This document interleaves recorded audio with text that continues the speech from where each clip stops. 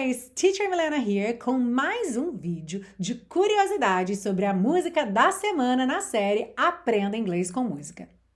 E essa semana a gente tem a super pedida Running Up That Hill de Kate Bush, que voltou ao topo das paradas depois de muitos anos, mais de 30 anos aí, e tem muita coisa bacana, não só sobre esta canção especificamente, mas sobre a Kate. Vocês vão ver que é assim realmente um universo, ainda bem que eu tenho o vídeo inteiro só para falar disso. Então roda a vinheta pra gente começar a aquecer aí para a aula de terça-feira.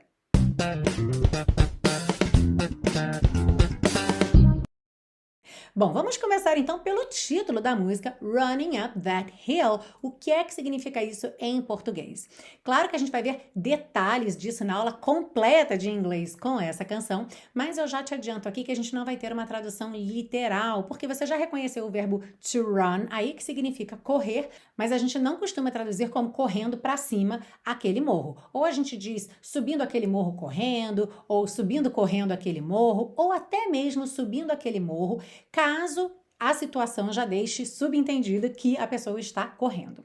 Essa é uma canção composta e interpretada pela própria Kate Bush e ela aparece no seu quarto álbum, que foi lançado em 1985 e se chama Hounds of Love, que seria algo como Cães de Caça do Amor. Ela explicou que esse nome vem do fato de que várias canções aí do álbum têm a ver com pessoas que fogem do amor, que têm medo do amor, então elas veem o amor como um cão de caça.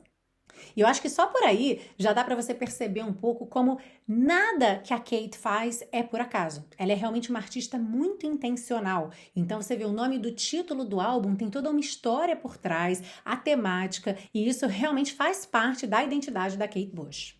Essa canção foi um hit na época do seu lançamento, em 85. Ela chegou à terceira posição nas paradas britânicas. Aliás, eu mencionei que a Kate Bush é britânica. Se eu não mencionei, tá mencionado agora. A Kate Bush é britânica, ok? E também ficou entre o top 100 da Billboard nos Estados Unidos. O que é muito curioso é que agora, devido ao redescobrimento dessa canção por conta da série Stranger Things, Running Up That Hill alcançou o primeiro lugar nas paradas britânicas 37 anos depois do seu lançamento. Isso é um recorde, é o maior tempo levado entre o lançamento de uma música e ela chegar ao primeiro lugar.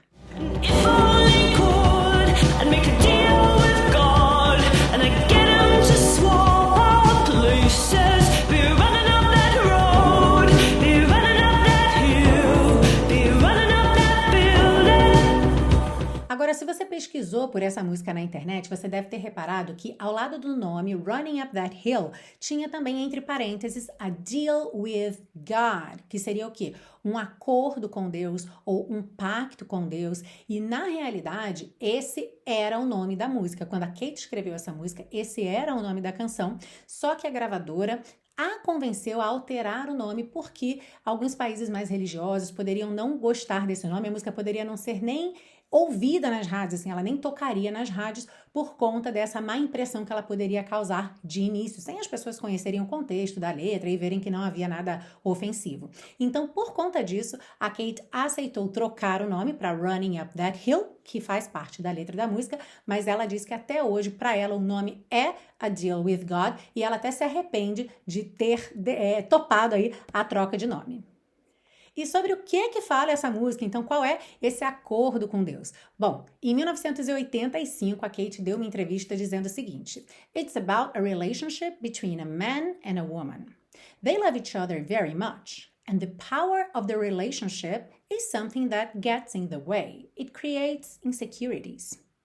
It's saying if the man could be the woman and the woman the man, if they could make a deal with God to change places, that they would understand what it's like to be the other person. And perhaps it would clear up misunderstandings. You know, all the little problems, there would be no problem. Então, o que ela disse aqui? Trata-se de um relacionamento entre um homem e uma mulher. Eles se amam muito e o poder do relacionamento é algo que atrapalha, cria inseguranças. Está dizendo que se o homem pudesse ser a mulher e a mulher o homem, se eles pudessem fazer um acordo com Deus para trocar de lugar, que eles entenderiam como é ser a outra pessoa e talvez esclareceriam mal-entendidos. Sabe, todos os pequenos problemas. Não haveria problema. Por isso, então, o título da canção era A Deal with God, um acordo com Deus ou um pacto com Deus. E claro, se você quiser ver a letra completa com a tradução, todas as explicações, não perde a aula completa na próxima terça. Seguindo aqui com as curiosidades, existem aí regravações dessa canção. Muita gente, inclusive, conhecia a versão de 2003 da banda Placebo e achava que essa era a música original, né? A versão original, a gravação original da música, até porque essa gravação já apareceu várias vezes em séries de TV, como por exemplo The O.C., Vampire Diaries, Big Little Lies, How to Get Away with Murder. Já a gravação original, essa que está tocando na série Stranger Things, não é assim tão comum de ser ouvida por aí. Isso é porque a Kate Bush é muito criteriosa para licenciar a sua obra. Para você ter uma ideia, o time de Stranger Things foi até ela com roteiro, detalhes das cenas e até algumas gravações para que ela entendesse o contexto em que a música apareceria e desse o ok. E foi isso que aconteceu, até porque a Kate se diz fã de Stranger Things. E se você pensou assim, mas é claro que ela ia dar o ok, quem é que ia perder uma oportunidade dessa? Uma música de quase 40 anos, tocando agora, fazendo sucesso de novo, numa série de muito sucesso. Você provavelmente não sabe muito sobre a Kate Bush. Aliás, eu andei vendo na internet, no YouTube, algumas chamadas e algumas postagens, assim, quem é essa cantora de sucesso dos anos 80 que voltou agora ao sucesso por conta da série Stranger Things? E, gente, ela é muito mais do que uma cantora de sucesso dos anos 80. Só para você ter uma ideia, tem um documentário da BBC com quase 1 hora de duração só sobre a Kate Bush. Participam Elton John, David Gilmour, que a gente já vai falar sobre ele, do Pink Floyd, ok? David Gilmour do Pink Floyd. Então tá aí uma ótima oportunidade para você conhecer um pouquinho mais da Kate e também aprofundar aí seus estudos de inglês. Mas eu vou passar aqui por alguns fatos mais curiosos ou mais importantes ou interessantes. É até difícil fazer essa lista, você vai ver que tem muita coisa, mas eu vou te passar pelo menos aqui uma base para você conhecer um pouquinho da Kate Bush, ok? Ela é filha de um médico e uma enfermeira e é a mais nova de 3 irmãos, sendo que o pai dela tocava piano, a mãe dançava, os 2 irmãos tocavam em banda, nunca foram profissionais da música, mas eles estavam sempre muito envolvidos com música. Então, com 11 anos, a Kate começou a aprender piano por conta própria e pedir ajuda dos irmãos e do pai. Então, ela aprendeu em casa mesmo e com 13 anos ela já começou a compor. Aos 15 anos, ela já tinha composto mais de 100 músicas. Com o apoio da família, ela gravou uma fita demo, que era aquela fitinha que você se gravava ali tocando para mostrar as suas músicas para o mundo, e eles tentaram fazer a fita circular para produtores, para gravadoras. Lembra que naquela época você não tinha como gravar um vídeo e colocar no YouTube. No começo não deu em nada, até que um amigo da família que conhecia o David Gilmour, do Pink Floyd, que naquela época estava gravando o álbum Wish You Were Here. Bom, David Gilmour ouviu a fita, gostou muito, foi até a casa dela, conheceu a família, viu que ela já tinha mais de 100 canções e decidiu ele mesmo bancar uma demo que fosse mais profissional, com arranjos, com uma captação de som melhor, para que ela pudesse chegar nas gravadoras com um resultado ali melhor. E foi ele mesmo que levou a fita para a gravadora EMI e eles aceitaram na hora. Agora, olha que interessante, a Kate fechou o contrato com a gravadora quando ela tinha 16 anos, recebeu um adiantamento de 3.000 libras, mas o disco só saiu quando ela tinha 19 anos de idade. Um dos diretores conta que com 16 anos, se ela não fizesse sucesso, se as coisas não dessem certo, aquilo seria muito pesado para ela. E se desse certo, e desse muito certo, como realmente deu, ela seria nova demais para lidar com o sucesso. Parece que foi uma decisão muito acertada, porque nesse intervalo de tempo, a Kate se profissionalizou ainda mais como artista. Ela fez aulas de dança, de mímica, e como a Kate só costumava tocar em casa, ensaiar em casa, nesse meio tempo ela também assumiu os vocais da banda dos irmãos e tocava em pubs de Londres, o que deu aí uma experiência de palco e de público, dessa troca aí com a plateia.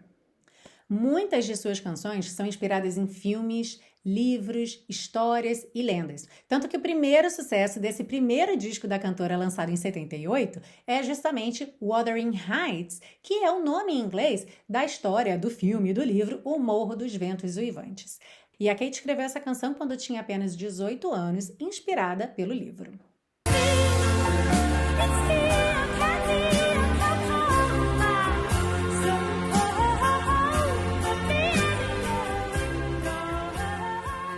Wuthering Heights alcançou o topo das paradas britânicas, tendo sido a primeira vez que uma mulher alcançava o topo com uma canção escrita por ela mesma.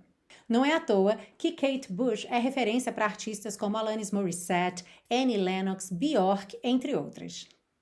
Até hoje, Kate Bush gravou 10 álbuns, sendo que a partir do quarto álbum, ela mesma foi a produtora do seu disco. Para quem não entende muito sobre como funciona o mercado fonográfico, especialmente dentro de uma gravadora, toda banda, todo artista que vai lançar um disco tem um produtor musical para aquele disco.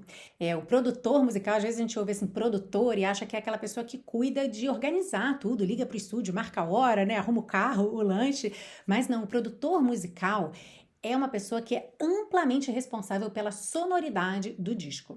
E esse produtor, ele toma decisões muito importantes no resultado final sonoro do disco. Uma mesma música pode aparecer de maneiras completamente diferentes, pode assim, ter resultados finais completamente diferentes, para o bem ou para o mal, de acordo com as decisões tomadas pelo produtor musical. São poucos artistas que assumem a produção musical de seus próprios trabalhos. E quando a gente fala então de artistas mulheres, ainda menos. Em 1982, Kate Bush fez isso e realmente haviam poucos nomes. Basicamente, se falava bastante de Joni Mitchell, que também é uma baita figura. Aliás, se você quer ver Joni Mitchell aqui na série, comenta aí embaixo. Eu quero Joni Mitchell na série Aprenda Inglês com Música. Mas realmente são poucos nomes. São mulheres muito pioneiras aí nesse ponto, então é algo que não pode passar despercebido. E aí, se você lembra que Running Up That Hill é uma canção de 1985, já está então nessa fase em que a própria Kate tomava todas as decisões musicais, estéticas, sonoras, auditivas. Inclusive, para esse disco, ela construiu um estúdio para poder ficar ali trabalhando a sonoridade, porque no disco anterior tinha saído muito caro alugar horas e horas de estúdio. E provavelmente valeu a pena aí, essa conta fechou, porque a Kate ficou 2 anos produzindo esse quinto disco. O que nos leva à nossa última curiosidade desse vídeo. Você já percebeu que a Kate gosta mesmo desse processo do estúdio, de burilar o trabalho, da concepção artística, da música, da dança, da performance. Agora, curiosamente, Kate Bush fez uma turnê na sua vida. Foi logo no lançamento do primeiro disco, entre 1978 e 1979, com shows na Inglaterra e em alguns países da Europa. And that's it. Kate nunca mais fez uma turnê. Na verdade, ela ficou muitos e muitos anos sem subir aos palcos para fazer apresentações, para fazer shows. De vez em quando ela fazia alguma participação e só quando ia lançar um novo trabalho dava alguma entrevista ou ia a algum programa de TV. Em 2014, ela chegou a fazer alguns poucos shows dentro da Inglaterra, muito por insistência do seu filho, que tinha 16 anos na época, mas realmente a coisa difícil é ver Kate Bush, seja ao vivo ou até mesmo na internet, em vídeos, em lives ou em entrevistas. Bom, felizmente as gravações e as músicas de Kate estão disponíveis pra gente e, como a gente viu, tem muito da Kate em cada uma dessas composições. E a gente agradece a Stranger Things por ter trazido à tona de volta Kate Bush, tá apresentando essa artista para tanta gente nova, para novas gerações. Eu já soube de histórias de adolescentes agora, cuja música preferida é Running Up That Hill e era a música preferida de suas mães, de seus pais, na época em que eles eram adolescentes. Isso é muito bacana.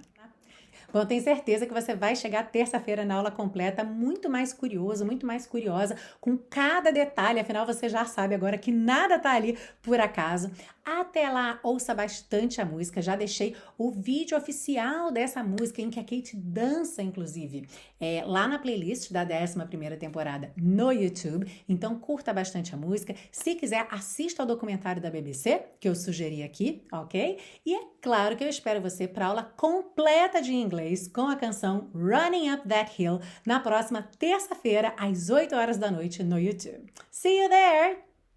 E se você está vendo esse vídeo depois de terça-feira, a aula, já está aqui do lado. É só você clicar para assistir a aula completa. Aliás, fique à vontade para navegar pelo canal Teacher Milena, pelas 11 temporadas aí de série Aprenda Inglês com Música. Já são mais de 200 aulas completas de inglês com música.